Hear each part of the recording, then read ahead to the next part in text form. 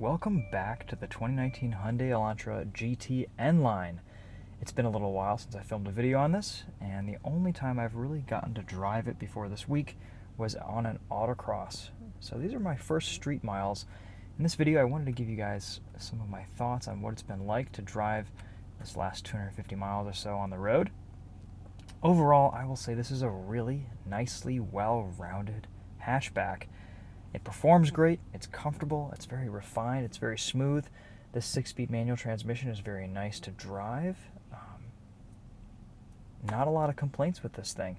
A few little niggles here and there, but we'll get into that later on in the video. Right now, let me show you around this, and we'll give you a little walk around here. You can hear the exhaust.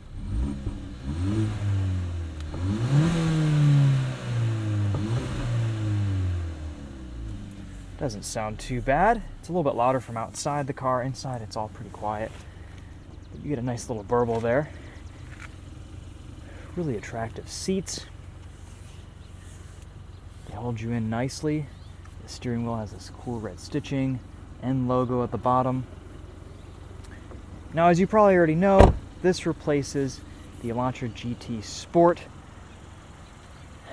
With the 6-speed manual, you get Michelin Pilot Sport 4 summer tires. They're pretty good. They're a little bit loud, but they do perform very, very well. Definitely bring out the handling characteristics in this Elantra GT. Overall, I think it's a pretty nice looking, attractive, European-styled hatchback. Of course, this is the I-30 in Europe. You have a lot of space in the back here. I actually had 4 wheels and tires back here yesterday. I was picking up a set on Craigslist. Small size spare. I'll show you guys what everything looks like. The seats folded up here too.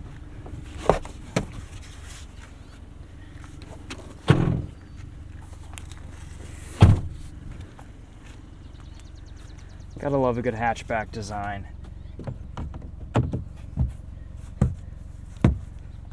This deck lid is easy to use and fold up and down. You have a couple grab handles there. Overall, this Elantra GT feels very well made. The doors, all the materials, everything has a nice, solid feel to it. There's a lot of nice room in the back seat here. Plenty of room to put my feet under the seats. You can even get a little bit of an armrest here. It's very comfortable, very spacious for a smaller hatchback. I like the subtle design cues that Hyundai implemented into this car too. The wheels are the right size. This front silver trim at the bottom looks nice and sharp. You do get amber LED running lights, which is kind of cool. Don't see that on a lot of cars until recently. Let's show you guys under the hood. 1.6 liter turbo, 195 pound-feet of torque, 201 horsepower. Same engine that was in the Elantra GT Sport last year. Nice little motor, pulls all the way to red line. Paired with the 6-speed manual, it's a fun little package.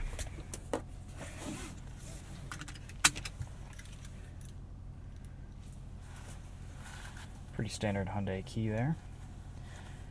Like all Hyundais, all the controls, everything falls to hand pretty easily. The ergonomics in here are great. All the buttons have a nice feel to them. Infotainment's really nice. Apple CarPlay is pretty good. We'll do a little sound system test later on in the video. Reverse camera is not bad either. You get an electronic handbrake that automatically disengages when you pull away. Tire pressure monitor up there. Trip computers, speedometer. Everything you need and nothing you don't.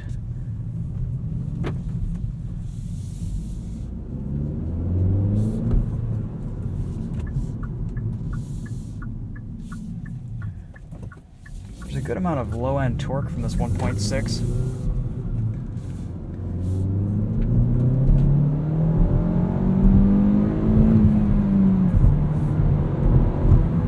And a pretty decent amount of pull, too. One thing I will give Hyundai credit for is they've done a really nice job with this car, making this a smooth manual to drive. It hasn't always been the case, especially with the Genesis G70. Clutch engagement is easy, it's very light. The gear shifts are satisfying. It's not too long of a throw, but it's a nice shifter to use. And you can really drive this car smoothly.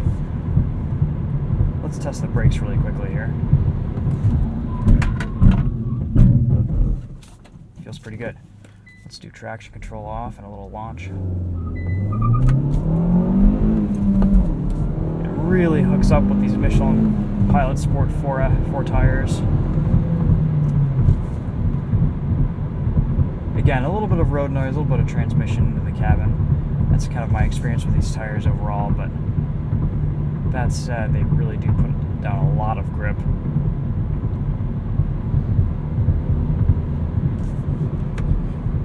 Disable traction control. If you hold the button for a little bit longer, stability control turns off too. I don't know if that's entirely off. I assume it is.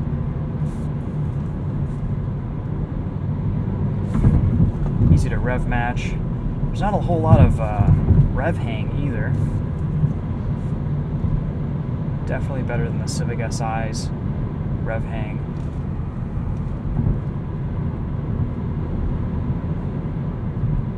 This has made a great daily driver the last couple of days.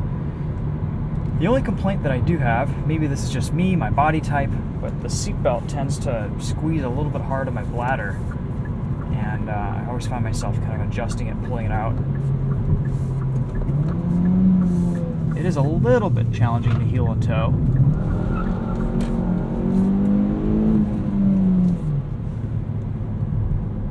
Pedals are a little bit far placed,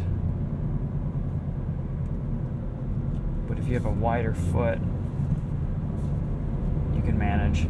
It really only works well when you're deep into the brake pedal, which is kind of when you only need to heel toe. It's doable though.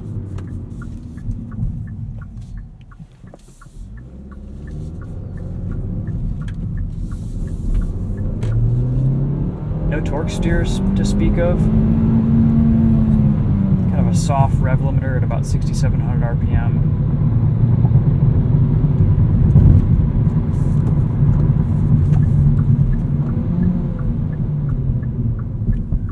Again, not particularly loud once you get going at speed. Sometimes I wish the engine was gave a little bit more sound. There's no way to adjust the volume of the exhaust or anything. It's all natural, nothing's piped in.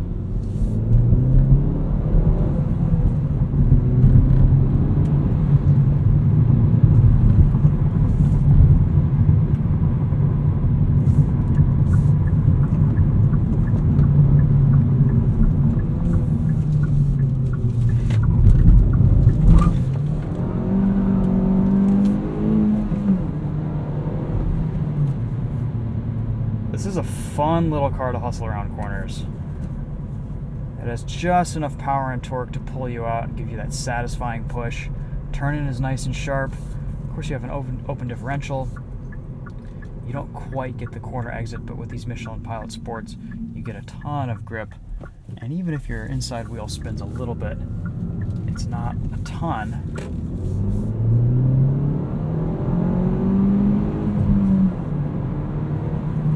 Drove this around the autocross and did quite well. Traction control can be a little bit invasive sometimes when it's on, especially on turn in and corner exit. So I like running it off. Let's do a little highway entrance test here.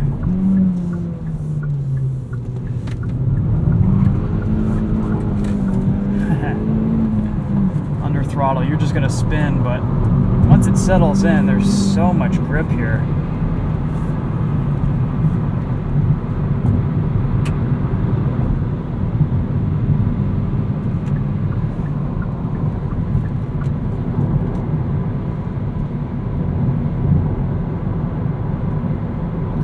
besides the tire noise, there's very little wind intrusion, cabin sound on the highway. It's a nice, quiet driving experience. Let's test the sound system. Let's see what the music sounds like here. We'll go into our sound test tracks and get started.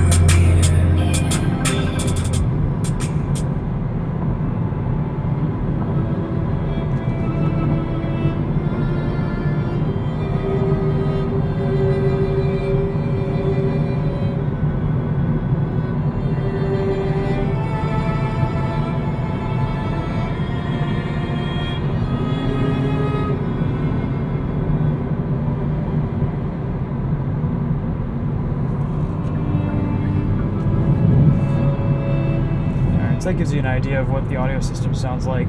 It's pretty good. Sounds nice. No issues there. No real complaints. I think it's definitely appropriate for it's not a high-end audio system, but again, this is only a $24,000 car.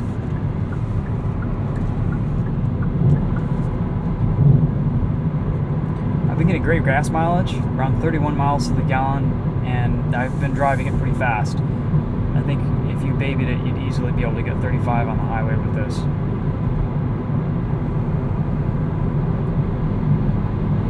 Like I said earlier, just a really well-rounded daily driver. Nothing that really sticks out to me dynamically, no sore points. One other annoyance that I have is the unlock button and lock button is in the center of the vehicle. You can't unlock the doors from the sides, but you can also go into the setup and change your lock settings to unlock everything at once.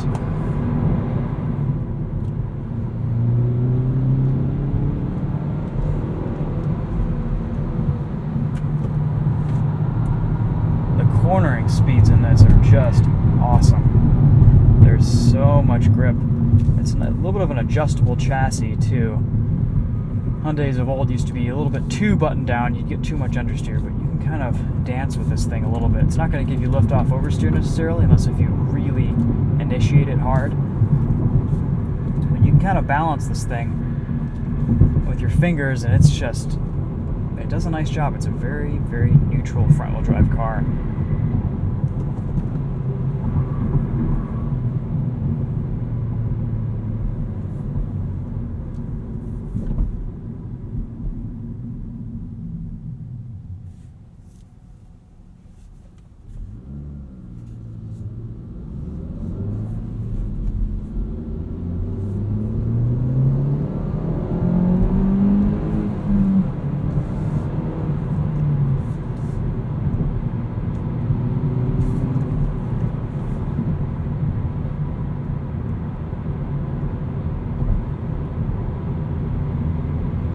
Ride quality is nice. They've done a lot of work to the suspension settings and everything. The Elantra GT Sport I always thought was a little bit too soft, a little bit too sloppy for a sporty hatchback, and they've hit a really nice ride handling balance in this car. It's not too stiff, it handles great, it's just right on the money. Again, Elantra GT Sport just refined with this new N line.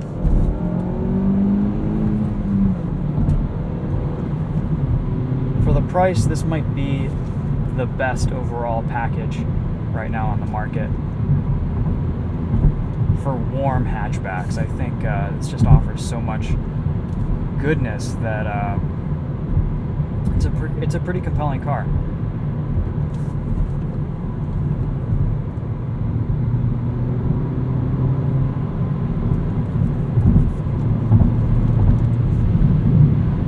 Show you guys a little bit of a handling test here.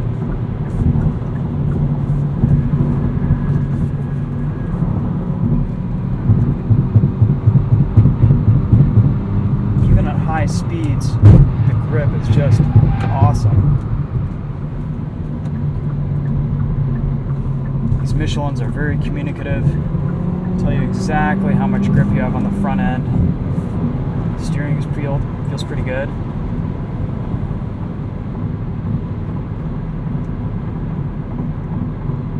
And again, this kind of hits that mark performance-wise where you have this really nice balance of comfort and usability and performance that's usable on the street. You can push this thing a little bit and have some fun. It's not going to get you in trouble.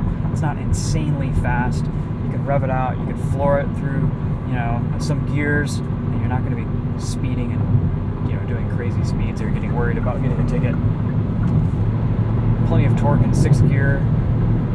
The RPM's still a little bit high, but that gives you that power to pass. And I'm not seeing any hits in fuel economy. On the highway, this thing it sips on fuel, which is great.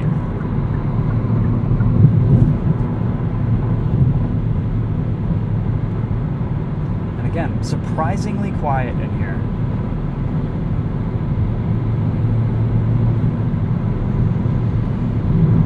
The DCT Elantra GTN line is fun too. My preference definitely stands with the manual. I think this is a great little transmission. Depending on what you're looking for, if you want the driver focused version, this is the way to go. Definitely a fun little hatchback. Alright guys, well that's going to wrap up my first impressions. I'll probably do a night drive on this too for the Topher. Check out the POV test drive with pretty much the exact same route that we just did on Winding Road. That's just me, no talking. And if you guys have any questions or need anything else with the next video, let me know in the comments. We'll see you guys soon. We've got a whole line of press cars coming up in the next few weeks and months. So expect some more content like this in the future. Thanks again for watching. We'll see you later.